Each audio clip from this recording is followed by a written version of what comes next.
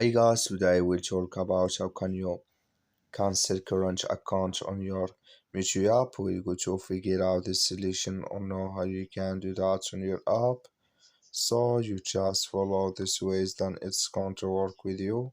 So all you have to do, you just go down here. You click here on me down here. When you just click here on me, it's sorry. When you just click here on me here, it's going to take you to this list. It's going to show for you like this.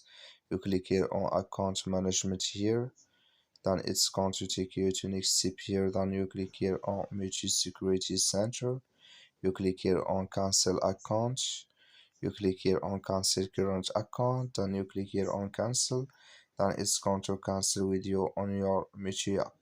So that's all you have to do. That's all. I wish you a great. That's all. Thank you for watching. Don't forget to support us by liking, subscribe.